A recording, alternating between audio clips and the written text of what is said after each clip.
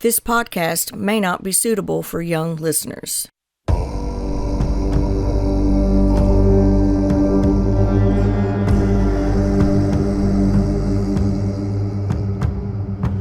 Chapter 11. Best Laid Plans. Wars may be fought with weapons, but they are won by men. It is the spirit of the men who follow and of the man who leads that gains the victory. General George S. Patton. 0200 hours, 19 November.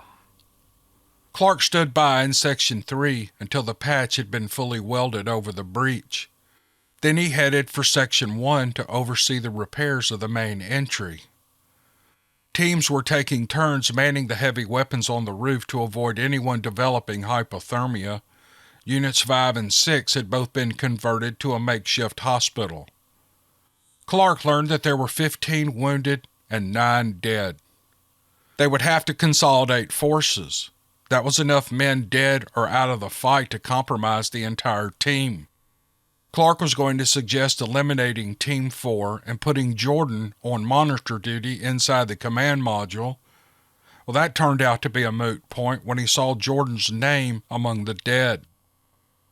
Once the main entrance was sealed, he headed for the impoverished hospital. Every former member of the PJs was there administering aid. Even Morales and Barnes were there. Morales was wounded. She had a bandage on her left arm. "What happened?" asked Clark, nodding at her arm. "It got creased by an arrow," she said, "right before you and Gideon closed the breach. That was a hell of a thing to watch." "Well, it had to be done," said Clark. "We just did what we do." "Well," said Morales, "I've never seen or heard anything like that before. It was like something out of the Roman Legion or something." "Well, hopefully we'll never have to do that again," said Clark, smiling. "Why don't you have a seat, sir?" said Morales. "Let me take a look at you." "I'm fine," Clark replied. "Take care of them first." "Sir," Morales said with more force, "you've got 2 chunks of rock sticking out of the back of your head. Your side is bleeding and you're missing part of your ear. I think you need to sit down." "God damn it, Clark," said CSM Hammond. "You look like shit. Do as the little lady asks and sit the fuck down before you pass out." Clark gave the older warrior a wary look, but listened to what he was told. CSM Hammond had his left arm in a sling, and there was a large bandage on his left shoulder. There was also a bandage covering the right side of his head, just above the ear. "What the hell happened to you?" asked Clark. "Got clipped by an arrow," said Hammond. "Armor stopped most of it, but it still got me pretty good. Looks like I'm out of it for a few days. Me and Saunders both." "What happened to him?" asked Clark. "I haven't seen him since the battle started." "He took an arrow through the leg," said Hammond. "Doc's got the bleeding stopped, but he came damn close to bleeding out. Doc says he's going to make it, but he might walk with a limp for a while. He won't be joining the team for morning PT for a bit. Last I knew, he's still out." "Shit," said Clark. "I need to get to the command module." "Relax, son," said Hammond. "That young firecracker Elliot has it under control. You get patched up before you go storming off." "This is gonna hurt," said Morales, holding up a pair of forceps. "Fuck," whispered Clark, bracing himself. She proceeded to pull 2 chunks of rock out of his head, 2 from his neck and 3 from his shoulders. "You want to keep any of these?" she asked, smiling. "You know, for a souvenir?" "I'll pass," said Clark. "All right," she said. "Suit yourself. Let me get those holes sewn up, and then I'll check those ribs." "I'm sure I'll just pull some of the staples loose," said Clark. "You already had staples in?" asked Morales. "When did you get those?" "Right before all the hell broke loose," said Clark. "All right," she said. "Let's go with something a little faster. I have some surgical adhesive in my bag. It's going to burn, but it's fast." "Go for it," said Clark. He sat still while she glued all of the holes shut. Then she checked his ribs. "Yeah, you popped about a dozen of your staples," she said. "Do you want glue there?" "But will it hold?" he asked. "Probably as well as those staples," she replied. "It would be better if you didn't do anything crazy for a week or so, but I don't think that's possible until they pull us out of here." "I'd say you're right," agreed Clark. Let me glue that cut on the ribs. I'll put glue over the other staples, too. It'll help it hold. Maybe you won't tear the rest of them out. I'm going to have to hand-stitch that ear, though. You can't glue over a missing chunk. Your ear's going to look funny when it heals." "That's fine," said Hammond. "It'll match his face." "Thanks, Command Sergeant Major," said Clark, chuckling. While she was stitching up his ear, Specialist Wilder came walking in. She had a bandage on her neck and one on her right arm. "What happened to you?" asked Clark. "I grabbed my rifle and helped push the creatures out of Mobile 3, she said. "I joined you and Master Sergeant Gideon when we thought we were about to lose the module." "Are you okay?" he asked. "Minor injuries. I was just heading back to the command module to help Lieutenant Elliott." "Well, I'm glad you're okay. I'll be down there shortly to get an update." "I'll put some coffee on, sir," she said, smiling. "That would be great, thanks," said Clark. After she walked away, Hammond turned to Clark. "When was the last time you got some sleep, son?" he asked. "Honestly," said Clark, "I'm not sure. I think it was the night before we deployed here. What day is this?" "If you can't remember the day, then it's probably been too long. You should at least try to get some rest, son." "I'll try," said Clark, "but as long as we're still in danger, then it's not likely that I'll be able to." "There you go, sir," said Morales. "That's the best I can do with what I have left of that ear." "Will it still work?" he asked, smiling. "Yeah," she said, "there shouldn't be any loss of hearing. Your ear is just missing a chunk of cartilage and skin." "Well, then I'm good," said Clark. "Thank you." "Yes, sir," she said. "If you'll excuse me, I need to check on some of the others." "Go right ahead," said Clark. "There's one more thing." "What's that, sir?" said Morales, turning back. "Now that you know these things exist," he said, "there's a place on Team Odin if you're interested. That goes for Barnes, too." "Thank you, sir. I might just take you up on that."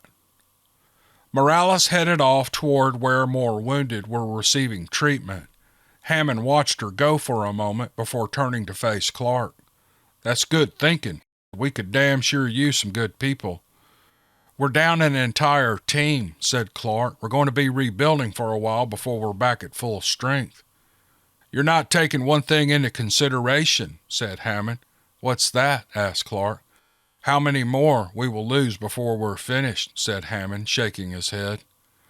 "Hopefully none," said Clark. "We underestimated those damn things before. That's not going to happen again.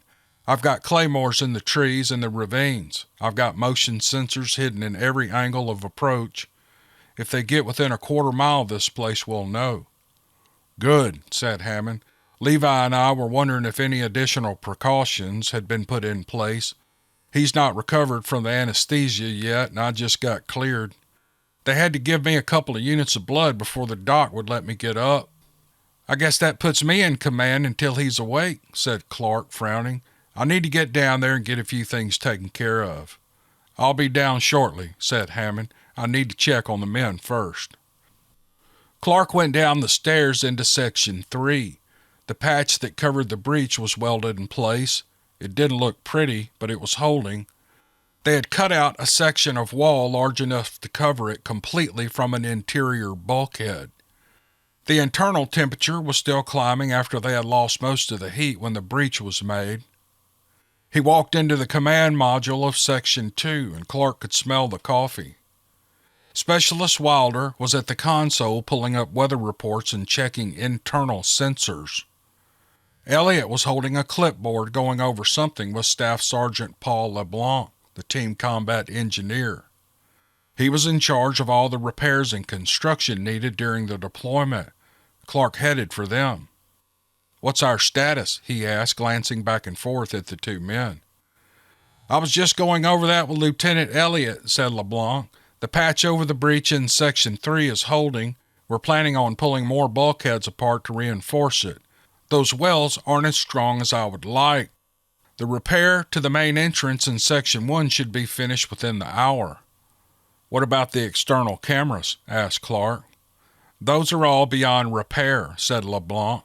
"They smashed them all to bits. We're just pulling replacements from stores. They should all be back online soon, probably less than an hour." "Good," said Clark. "What about internal systems?" We're mostly online, said LeBlanc. We switched from battery reserves to the internal generator. Power is holding, and we're recharging the batteries. We took some damage to some of the secondary systems, but nothing that should affect combat effectiveness. Outstanding, said Clark. Keep me posted. I want to know the minute we're fully back online. Clark headed for Wilder. He stood behind her for a moment, watching her work. He waited for her to finish all of her checks before bothering her. So, what's the news? Well, sir, she said without looking up. The weather sucks, but it's starting to break up. We should see enough of a break to allow choppers to come in after the wounded in a couple of hours. Oh, that's good, said Clark. Any chance you have a casualty report? Yes, sir, she said, turning towards him. 10 dead total. Sergeant McNamara didn't survive the removal of the spear tip in his chest. 14 wounded, 8 of which will require evac to a hospital. Most of them probably won't be able to return to duty. No bodies are unaccounted for. They didn't carry off any of ours. Damn, said Clark, that's not good. At least no one was dragged off. No, sir, she agreed, but it would have been much worse if they had managed to get inside. If we hadn't held them, it would have been a massacre. The minute the weather breaks, said Clark, I want a drone in the air to check out the area where we suspect the other clan lives. Yes, sir, she said. We'll find them. What do you want to do if we locate them?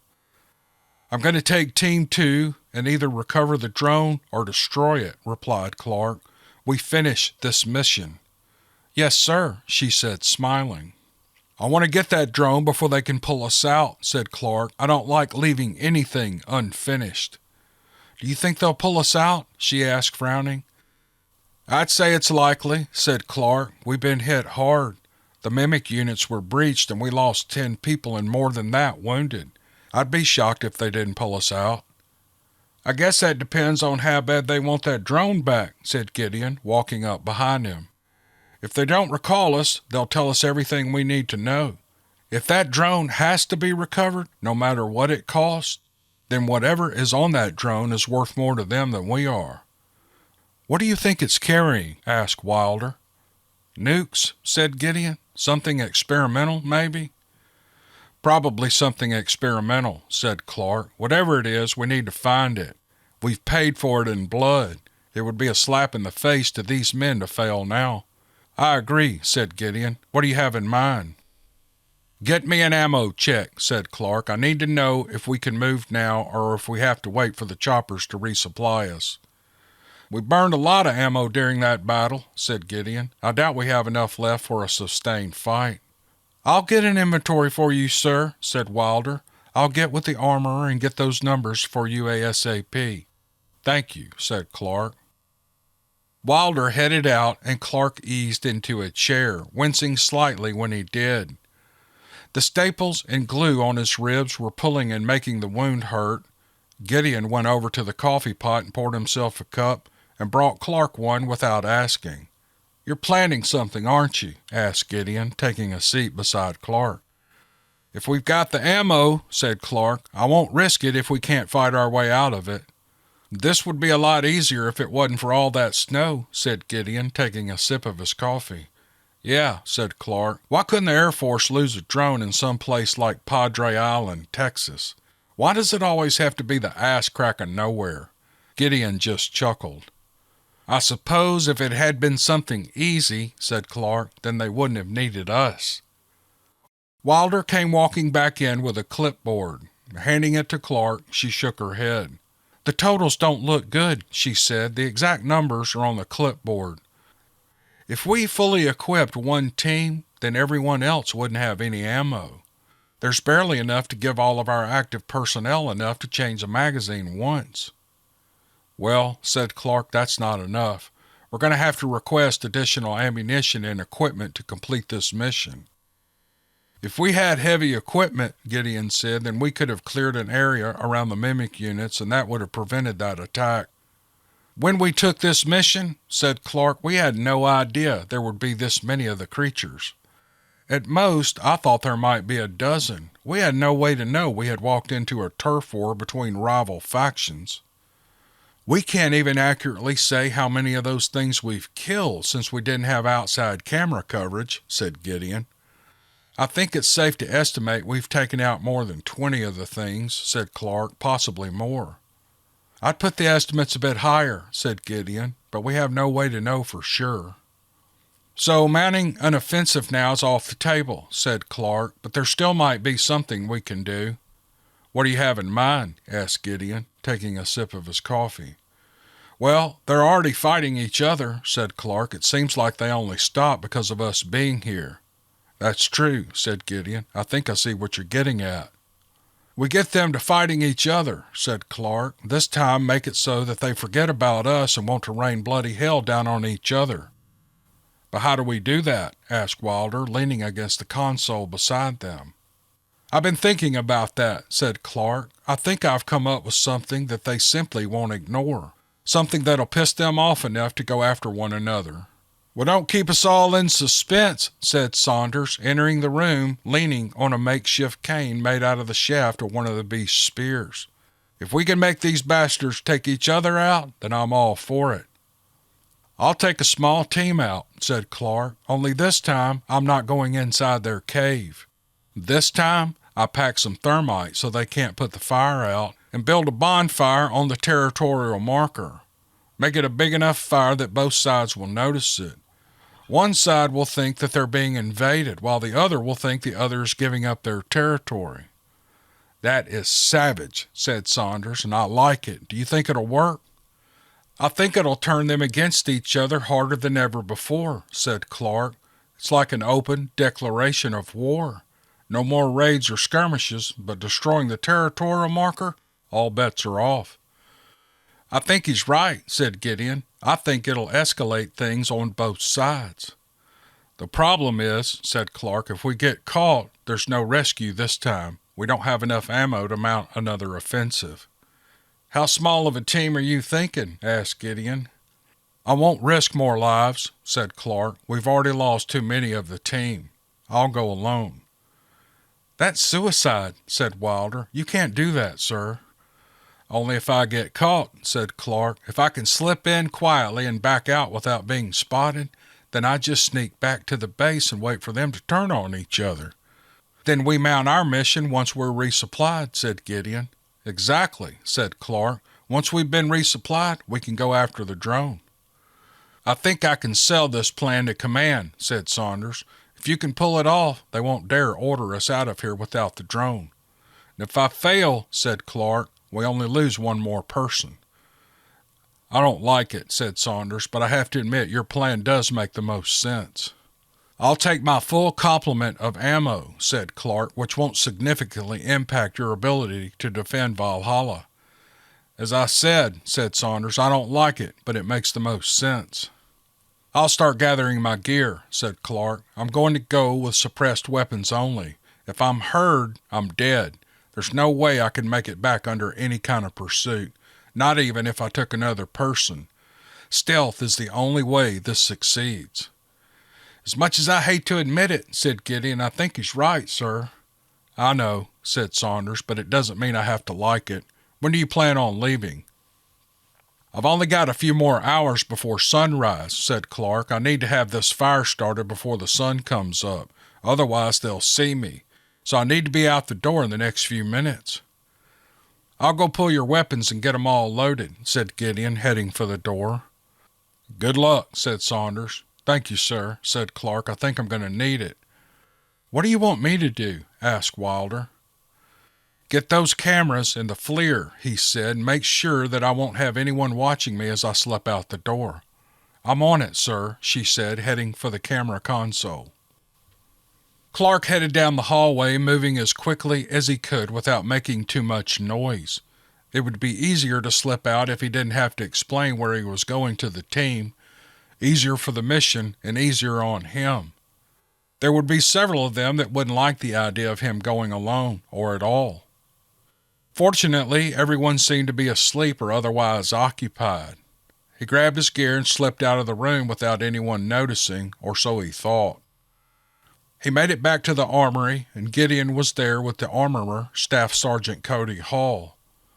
Hall could build every weapon in their inventory in the dark and tear it down and fix a problem in minutes.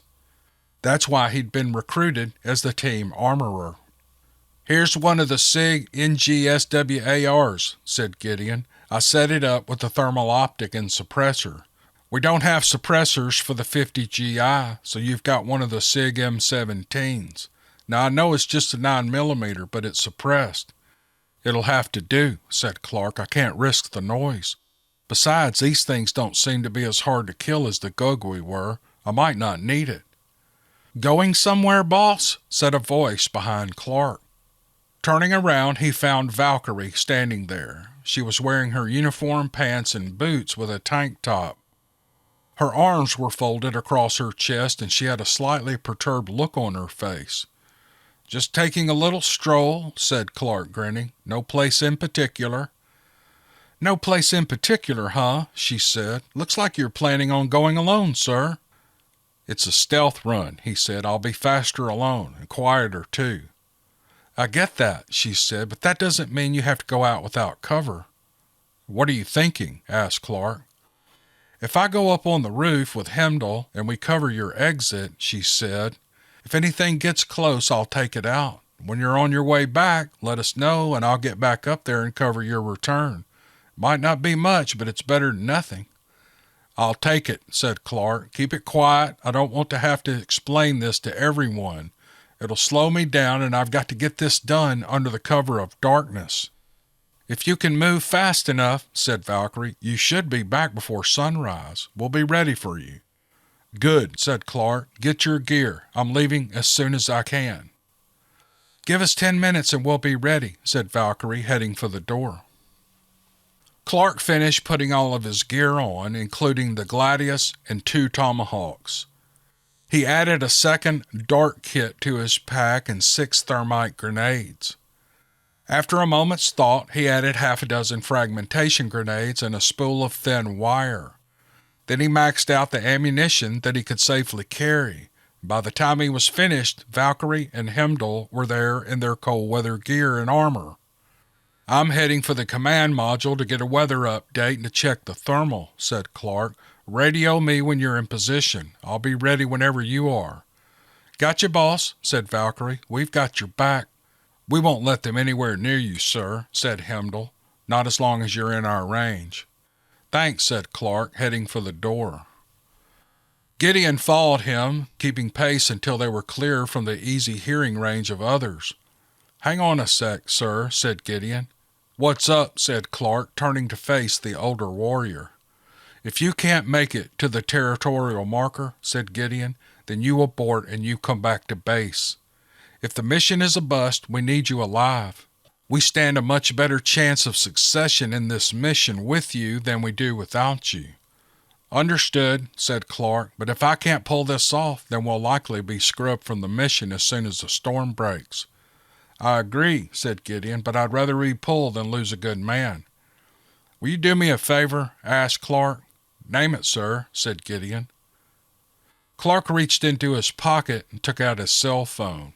"Hold on to this for me. If I don't make it back, my wife knows the passcode. I recorded a message for her." "All right," said Gideon, "if you'll do a favor for me." "Name it," said Clark. "Make sure that I don't have to give this to her," said Gideon. Clark held out his hand to shake it, but Gideon grasped his forearm instead of shaking his hand. "It's been an honor, sir," said Gideon. "Agreed," said Clark, "but I have no intention of this being the end." Once they entered the command module, Clark headed straight for Wilder's console. "What have you got?" he asked. "Nothing on cameras or FLIR," she said. "We're clear out to the end of the range." "Good," said Clark. Reaching down, he took a fully charged radio from the charging dock and hooked it to his belt. Then he put the earpiece in his right ear.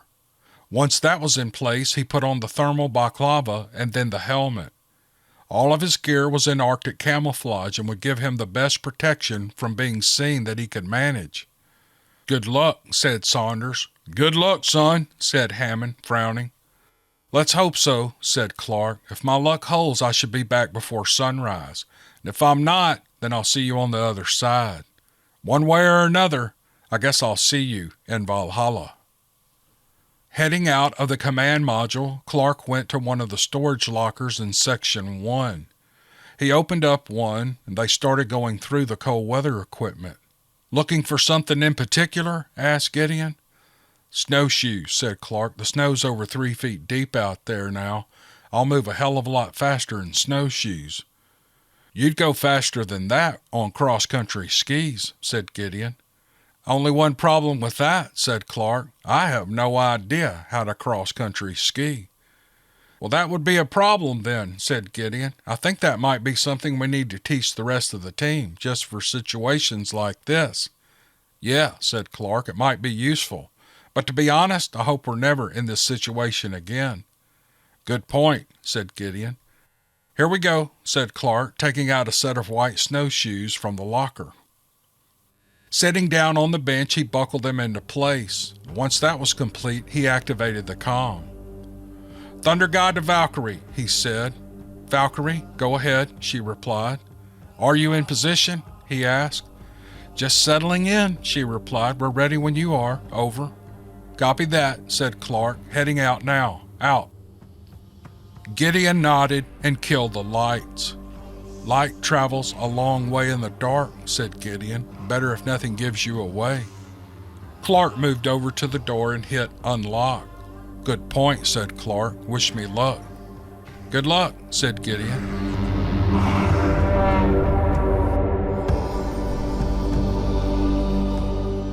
Chapter 12. Stormbreaker. There is a time to take counsel of your fears, and there is a time to never listen to any fear. George S. Patton. 0240 hours, 19 November. Clark stepped out into the strong wind and flying snow. Instantly, he felt the cold tendrils of the wind pulling at the warmth of his clothing and body. Despite his cold weather gear, he knew that eventually the freezing temperatures would win. He also knew that he needed to keep moving to stay warm. "Thunder God to Valkyrie," he said. "I'm moving." "Copy, Thunder God," said Valkyrie. "Godspeed. We'll provide overwatch for as long as we can." Heading for the tree line, Clark moved to take the same route that he had taken before. After the attack on Valhalla had been beaten back, he doubted the creatures would be anywhere near the area.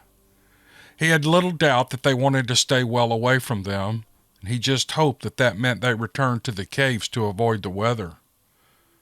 Moving through the snow was much easier with the snowshoes on. He mentally chastised himself for not thinking of wearing them the last time they went out. It might have allowed them to cover more ground when running from the creatures, but he also knew the beasts had no trouble keeping up with them. It was a moot point, though. They hadn't warned them, and he didn't have time to ponder the differences now. "Valkyrie to Thunder God," said Valkyrie. "We see you. You're the only heat signature in range of my scope." Instead of a reply, Clark waved. He didn't want to risk making too much noise, just in case they were wrong. Instead, he kept his head slightly down to avoid the driving snow, and kept pushing to make it to the trees to cut the worst of the wind. Once he hit the edge of the hill, he pushed between two large evergreen trees. They had been the landmark that they had used for navigation on the last trip out. Clark was certain that he remembered the route, but he brought the map and compass just in case. Heading up the hill, he felt like he was making good time. Progress was easier with the snowshoes, but the going was more treacherous now. The snow was deeper, and that meant the tripwires would all be below the level of the snow. If he was off on his navigation, he could easily run right into one and end his mission much faster than anticipated. He had to force himself to slow down. He was beginning to work up a sweat, and that could be fatal in these conditions. Building up any kind of moisture inside the thermal gear could result in it freezing and negating the effects of the gear completely. If that happened, he wouldn't last half an hour, maybe even less. Hypothermia could set in within minutes at this temperature. He took a quick break and brought out a fragmentation grenade and the wire. He ran the wire from a tree, and he straightened the pin on the grenade and then tied it to a second tree on the opposite side of the trail. Then he connected the wire from the other tree to the pin. Now don't forget where you set these, he thought to himself. Moving off again, he kept his pace moderate so he wouldn't cause himself to perspire. Even at a comfortable pace, he was still moving far faster than the previous trip. It wasn't long before he reached the top of the ledge leading down into the first ravine. Despite knowing that this was the same ravine where they had found Bannerman, there was very little remaining that could be used as a landmark. The thick blanket of snow was covering things that were still recognizable on their last trip through here. Taking that as his cue, he ducked under the same evergreen tree where they had sought shelter before. Setting down into the soft pine bed where there was very little snow, he crouched down and forced himself to relax. Moving to the side of the tree closest to the ravine, he slowly moved back a branch and looked down into the ravine. His gut was telling him that he needed to watch out for something. Waiting for several moments, he was about to give up when he caught a glimpse of movement. Two of the creatures were coming down the ravine, moving closer to the spot where they found Bannerman. They were coming from the direction of the cave. He stayed motionless as he watched them get closer. They were both armed with the heavy spears, but they also had a bow with a quiver full of arrows over their shoulders. Around their waist was a thick cloth made of what looked to be buffalo hide. They had knives tied to the leather cord that bound it around them, and they were loaded for a fight. "Where are you two going?" Clark thought. Just as they reached a spot directly below him, he heard a call on the wind that sounded like an owl. However, it was more powerful than any owl he had ever heard, like if an owl weighed 500 pounds or more.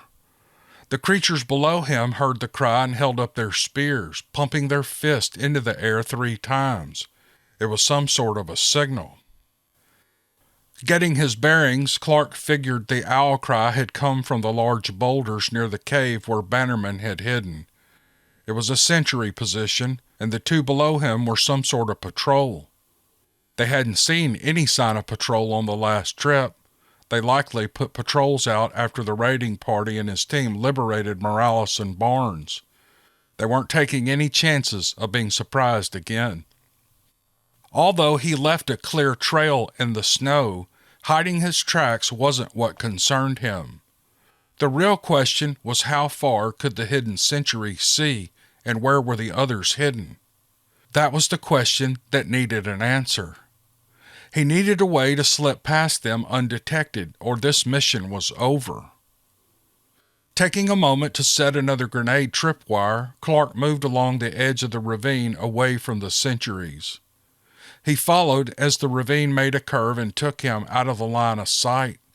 If he could put some distance between them, he might be able to slip across the ravine without being detected.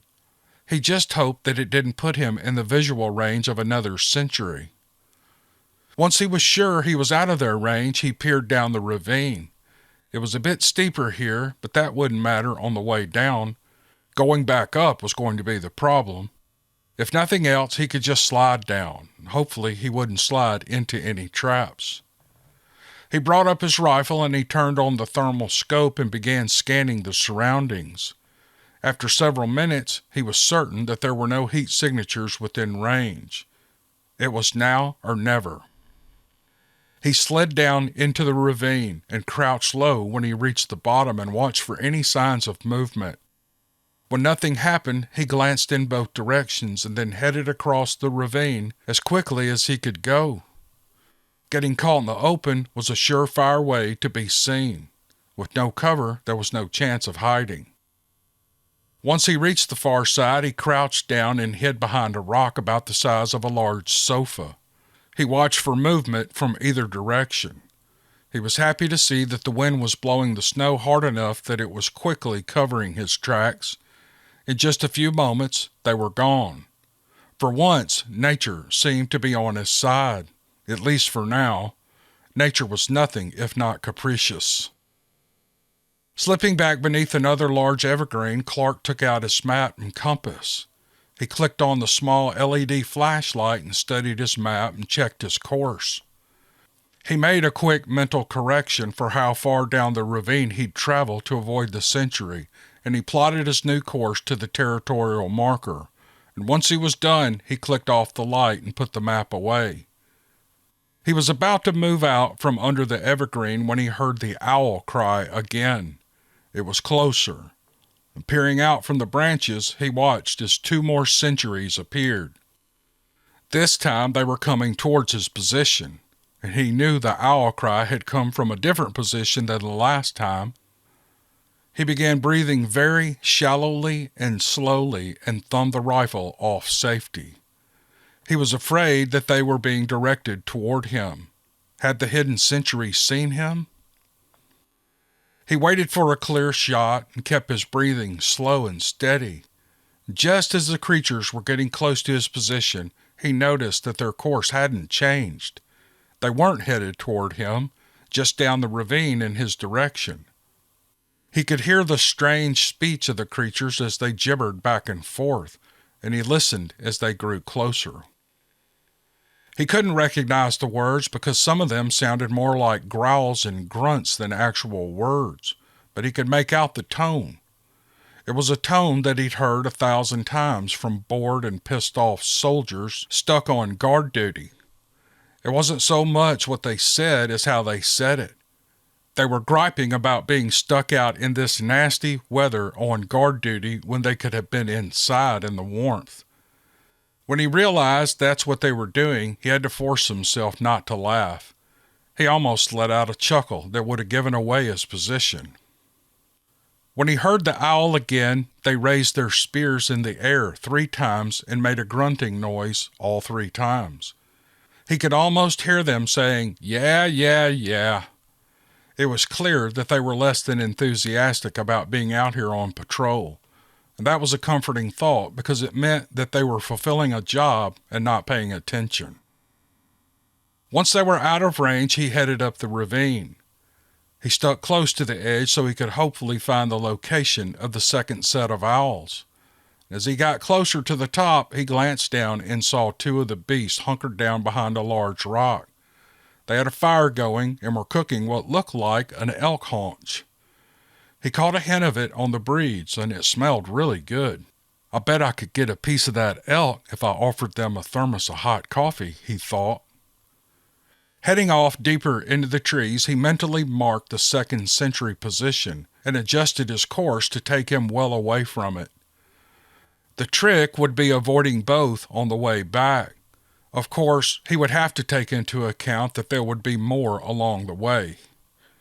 Once he reached the top of the hill, Clark took a moment to catch his breath and to rub his hands together to generate some heat and blood flow. He was starting to feel the effects of the cold. The last check before he left Valhalla was a -10 degrees with a wind chill of -35. Clark chuckled when he thought of how a ranger he knew used to refer to this kind of weather. He used to call it ball shriveling cold.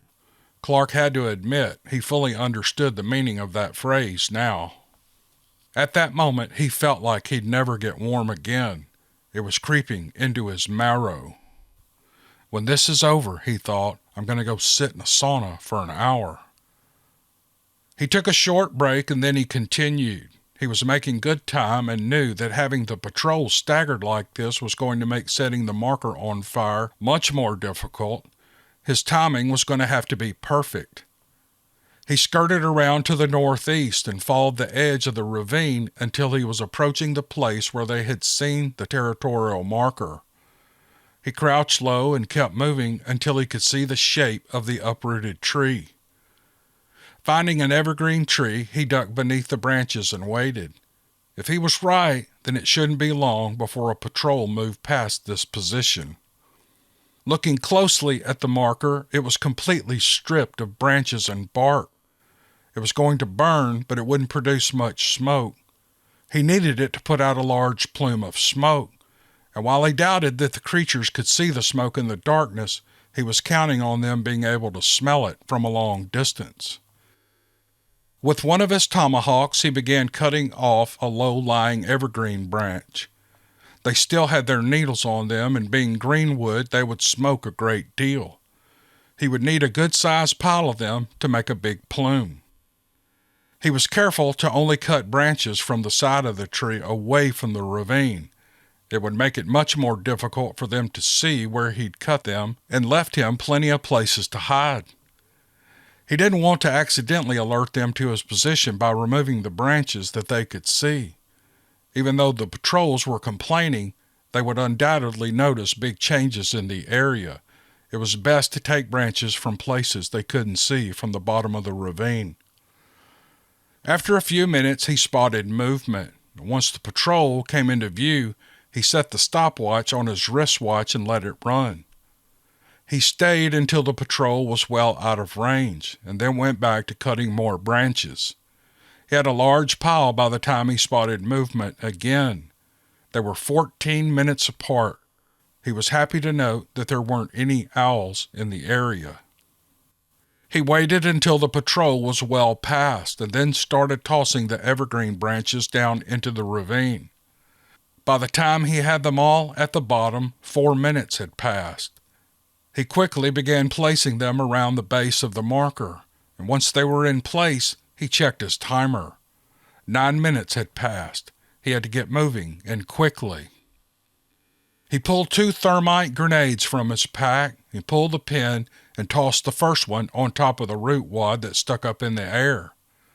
Then he pulled the second and tossed them into the pile of branches. He turned quickly away and headed back up the ravine. He could see the light starting to glow beneath him as he climbed. The thermite was catching the marker on fire and generating a great deal of heat. Hiding beneath another evergreen, he stopped to check his timer. He had 2 minutes until the patrol returned. He knew that they would be able to see the fire much sooner. "Time to go," he whispered, heading off into the trees, back the way he had come.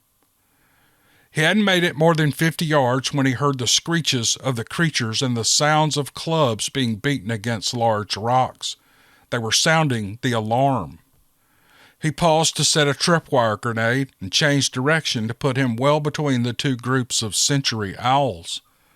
He stopped at the top of the ravine and saw 2 sets of centuries running back the way he'd come. They were covering a lot of ground quickly, and that meant they were heading for the source of the alarm, and they weren't looking for him. Once they were around the bend, he headed down the ravine as fast as he could go. No sooner than he hit the bottom and stepped out from behind a rock, he heard the call of the century owl, much closer than he expected it to be. For half a second he almost panicked, and then he remembered. He held his rifle in his hand, and he pumped his fist 3 times in the air and kept moving. As he was heading up the other side of the ravine, he breathed a sigh of relief when he realized they weren't sounding an alarm. They'd bought his ruse. "Son of a bitch," he sighed softly. "That was close." Once he reached the top of the hill, he set his final grenade tripwire. He was about to move away when he heard the one that he had set near the territorial marker go off. Ka-rump! 2 of the creatures shrieked in pain. Glancing back the way he'd come, he thought he saw movement in the trees. He was being tracked. "Shit," he hissed. He turned and headed off through the trees as fast as he could go, and he crossed the top ridge and headed down the other side. He would have to cross 1 more ravine before he was safe. Well, safer would be better. He wouldn't be safe until he was back inside Valhalla, and even then, who knew for sure? He didn't slow down at the top of the next ledge. He headed down into the ravine after a glance for movement. He was halfway up the other side when another grenade trap went off. This time there was an angry shouting and strangling cry. They were getting closer. The grenade tripwires would make them cautious, but they could still move faster in this snow than he could. And for one thing, they had much longer legs. For another, the cold didn't bother them at all. He was pushing hard to stay ahead of them and could feel the perspiration building up beneath the layers of clothing. At the top of the ravine, he turned and brought up his rifle. When heat signatures appeared on top of the other ridge, he put a long burst into them. There had been 3. 2 of them dropped and didn't get back up. The third one was bleeding from the heat that was appearing on the snow beneath it. That might slow you down, he whispered, and headed off through the trees. He was almost to the crest of the ridge when 2 of the creatures suddenly stepped out in front of him. Snapping the rifle up, he put a long burst into the first one. The second one dove for cover, ducking behind a tree, and he watched for it to emerge. He heard the sound of a bowstring being released and tried to dive out of the way. He felt the impact with his chest, and his entire rib cage felt like it was on fire. Gasping for breath, he felt like he couldn't get any air into his lungs. If the arrow had punched through him, he was going to die right there, and he knew it. The creature stepped out from behind a tree and eyeballed him, fully expecting him to die. He brought the rifle up to his hip, and Clark put 20 rounds into the beast's chest at a range of fewer than 10 paces. It collapsed into the snow in a bloody heap. He checked his wound and expected it to be fatal. He was gulping for breath and felt faint. Grasping at the shaft, he expected it to be deep in his chest, and he felt the arrowhead in his hand. "What the fuck?" he wheezed. The arrow was embedded in his armor. The ceramic and steel trauma plate had stopped it, mostly. He felt what had to be the tip of the arrow stuck into his flesh. It was grinding into his sternum, but it hadn't penetrated to his heart. He tried to pull it out and winced when it wouldn't budge. He was still gasping for a full breath, but he knew he had to get moving. He couldn't stay here or risk being caught and torn to pieces by the creatures. Another grenade trap went off. This one was less than 50 yards away. "Move!" he screamed in his brain. Forcing his feet to keep moving, he was slowly getting a bit of his breath back. The cold was seeping into his bones because of the moisture building up beneath his clothing. Some of it was sweat and some of it was blood.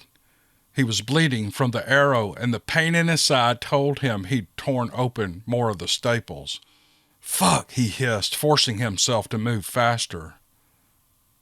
Just as he crested the ridge and began moving slightly downhill, he saw 2 more of the creatures step out. He had no strength left to fight. His fingers had lost most of their feeling, and it was taking everything he had to just keep moving forward. He was going to die here, alone, in the snow. The 2 creatures started to move toward him, and there was a loud report of a large caliber rifle. The first creature's head exploded in a fountain of blood, bone, and brains. The second one turned to see what had happened when the second report sounded, and it took a round through the right ear. The massive slug crossed through from ear to ear, spilling brains and blood along with it.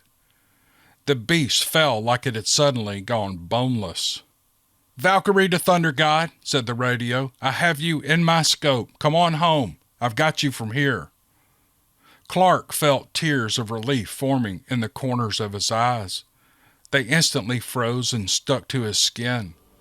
"Thunder God to Valkyrie," he wheezed. "I'm coming home." "Copy, Thunder God," said Valkyrie. "Welcome to Valhalla." If only she knew how close to right she was. He had to chuckle at the thought that Valkyrie was bringing him home to Valhalla.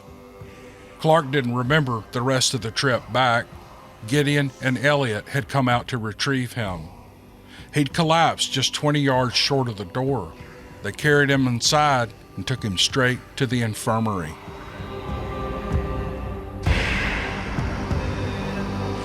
Reproduction of this audio in any way is prohibited under U.S. copyright laws without written approval. Stay tuned to the Dixiecryptid podcast for Codename Wild Hunt Book 2, Curse of the Wendigo.